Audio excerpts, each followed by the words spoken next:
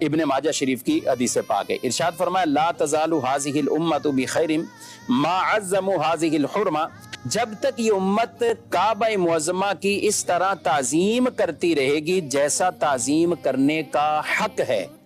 تو کہا کہ خیر و برکات سے رہے گی، پھر خیر و برکات سے رہے گی، اور جب یہ معمول ترک کر دے گی تو پھر تباہی اور بربادی کی طرف جائے گی۔ تو کعبہ کی تعظیم بھی ہے۔ اچھا، یہ تعظیم کا جو تعلق ہے نا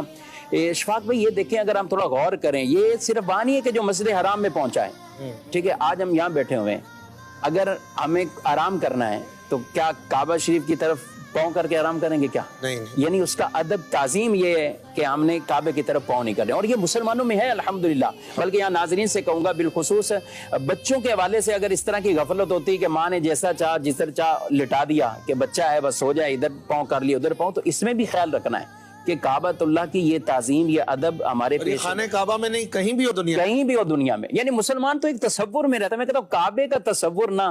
نماز پڑھنی ہے تو کعبے کا تصور نہیں آئے گا، قبلہ شریف کا تصور نہیں آئے گا، بلکہ وہ تو اس کی شرائط میں سے اس طرف استقبال کر کے اس طرف رک کر کے ہم نے نماز پڑھنی ہے۔ تو مسلمان تو کعبے کی محبت میں رہتا ہے، وہ جہاں کہیں بھی رہتا ہے نماز کے وقت اسے کعبہ یاد ہے، سونا ہے تو یہ ادب آداب یاد ہیں۔ اچھا، ہم اپنی طبی حاجات کے لیے تو اس پہ تو خود رسول اللہ صلی اللہ علیہ وسلم کی حدیث ہے کہ جب تم نے طبی حاجات کے لیے یعنی واش روم وغیرہ تو نہ پیٹھ اس طرف کرنی ہے، نہ رخ، نہ منہ کرنا ہے۔ اچھا، یہ صرف ادب نہیں ہے، یہ تو گناہگار ہوگا نا، یہ تو جائز ہی نہیں ہے یہ عمل اختیار کرنا۔ یعنی ایک وہ چیزیں کہ جو آداب کے زمرے میں آتی ہیں کہ جس کے اوپر وہ گناہ کا حکم نہ لگے لیکن پھر بھی ادب ہے کہ اس پر عمل کیا بہتر ہے وہ کرے، لیکن ایک ادب اور ایک حق وہ ہے کہ گناہگار بھی ہو جائے گا، وہ گناہگار بھی ہو جائے۔ اچھا، کعبہ معظمہ کی طرف، قبلہ شریف کی طرف تھوکنا،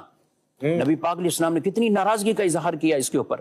بلکہ ایک شخص کی امامت سے معزول اس لیے کر دیا کہ کعبے کی طرف تھوک دیا تھا اس نے۔ اب جو پان کھانے والے اور جو نارمل جن کو اس وقت تو وہ صرف سمت دیکھتے ہیں یا جگہ دیکھی کہ کہاں تھوکنا ہے، سمت تو بعد وہ کعبہ کی طرف ہے یا کس طرف ہی ہے۔ اب ہر وقت کیسے پتہ رہے کہ کعبہ کس طرف ہے؟ میں یہی کہہ رہا ہوں، دیکھو مسلمانوں کو سکھائی کعبے کی اتنی محبت ہے، اتنی محبت سے کہا۔ آپ امیر علیہ سنت کو دیکھتے ہیں کہ بیٹھنے میں کتنا خیال فرماتے ہیں کعبہ شریف کی طرف،